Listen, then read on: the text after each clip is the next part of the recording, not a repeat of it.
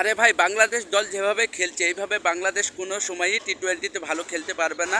14 over 15 over dot খেলার পর বাংলাদেশ কি ভালো খেলে? বাংলাদেশের খেলা দেখে আজকে আমার মাথায় নষ্ট হয়ে যাচ্ছে। এইভাবে বাংলাদেশ খেলে এশিয়া কাপ বা কোনো ইভেন্টেই ভালো খেলতে পারবে না। বাংলাদেশের যে অবস্থা তাতে বাংলাদেশের টিকিট খেলা দেখা বাদ দেওয়া অনেক ভালো হবে, কারণ স্বাস্থ্যের জন্য বাংলাদেশের খেলা দেখা অনেক ক্ষতিকর হয়ে যাচ্ছে।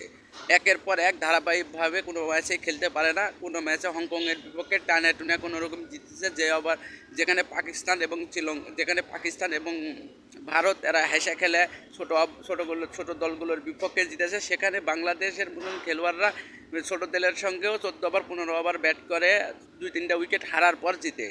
আর তাদের কাছে এশিয়া কাপ কোনো রকমভাবেই আশা করা যায় না জিতবে বা এশিয়া কাপে ভালো কিছু করবে।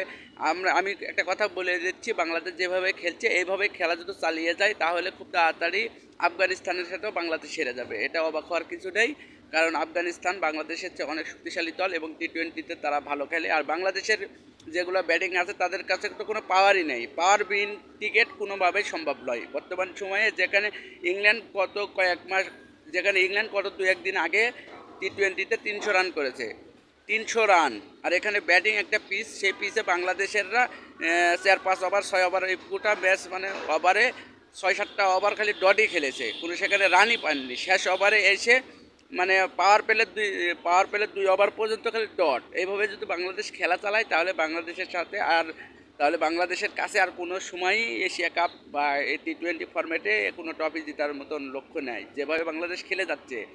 আর এসব খেলা দিয়ে বাংলাদেশের এশিয়া কাপ বা টি-20 বিশ্বকাপ কোনো জায়গাতে বাংলাদেশ ভালো খেলতে পারবে না, কারণ বাংলাদেশের সেরকম পাওয়ার হিটার ব্যাটিং নেই।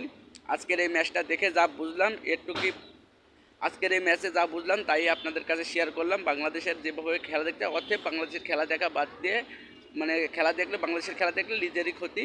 তাই বাংলাদেশের খেলা দেখা বাদ দিয়ে দেওয়া লাগবে। যে অবস্থা হয়ে যাচ্ছে, একের পর এক তারা হেরে যাচ্ছে।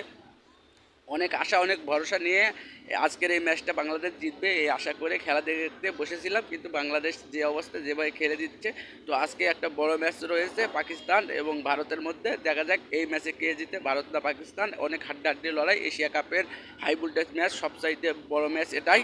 তো দেখা যাক। আর বাংলাদেশের কথা নাই বললাম, বাংলাদেশ এশিয়া কাপ থেকে বিদায় নেবে খুব তাড়াতাড়ি। এখন সময়ের অপেক্ষা। আফগানিস্তানের সঙ্গে যে গত ম্যাচটা রয়েছে এই ম্যাচটিতে তেমনটা খেলতে পারবে না, কারণ আফগানিস্তানের সঙ্গেও তারা হেরে যাবে, এটা নিশ্চিত।